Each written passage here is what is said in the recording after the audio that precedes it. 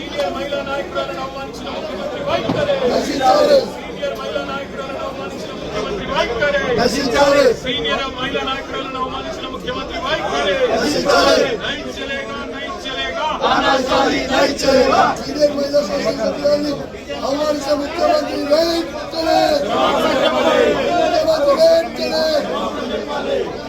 ఒకటి గుర్తు పెట్టుకోండి రేవంత్ రెడ్డి గారు, ఈరోజు మహిళల గురించి మాట్లాడుతూ బతుకు బస్ స్టాండ్ అన్నారు చూడండి, అది చాలా బాధ అనిపిస్తా ఉంది. భట్టి గారు గౌరవనీయులు డిప్యూటీ సీఎం గారు చాలా గౌరవంగా ఉంటాం, గౌరవంగా మాట్లాడతాం.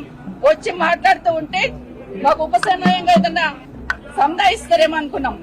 కానీ వారు మాట్లాడుతూ కూడా మాట్లాడిన మాటలు నిజంగా బాధాకరం అనిపిస్తున్నాయి. ఆ రోజు ఏదో అపోజిషన్ లీడర్ గా నా పదవి పోయిందని మాట్లాడున్నారు. మరి మీ పక్క సిటీ రోజు మీకు వచ్చే అవకాశం ఉండే కదా, ఎందుకు ప్రయత్నం చేసుకోలేదని బట్టి గారిని కోరుతా ఉన్నాను. ఈ రోజు మీ బట్టి అధికారంలో ఉంది కదా, అన్నిటికన్నా ముఖ్యంగా ఒక మాట అన్నారండి గౌరవనీయులు డిప్యూటీ సీఎం గారు. ఏ ముఖం పెట్టుకొని ఈ అసెంబ్లీలోకి వచ్చారన్నారు. మా కర్మగాలే వచ్చాం.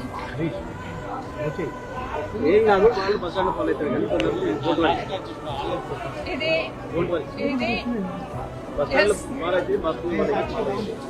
మేమేం తప్పు చేయలేదు.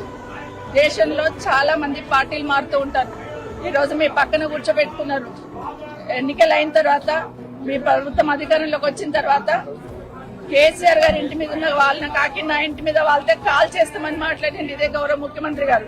కానీ అదే కేసీఆర్ గారు గెలిపించిన ఎమ్మెల్యేలంతా తీసుకుపోయి మీ పక్కన కూర్చోబెట్టుకున్నప్పుడు నన్ను పార్టీ మారినవని అడిగి అధికారం మీకు ఎక్కడిదని అడుగుతున్నాను.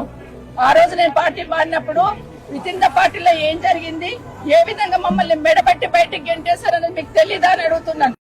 భట్టి గారు గౌరవనీయులు డిప్యూటీ సీఎం గారు, మీరు మాట్లాడిన మాట ఏదైతే ఉందో ప్రతి ఇంట్లో ప్రతి ఆడబిడ్డకు తగులుతుందండి. ఎందుకంటే మొహం పెట్టుకొని వచ్చిందనే మాట చాలా బాధ అనిపిస్తుంది.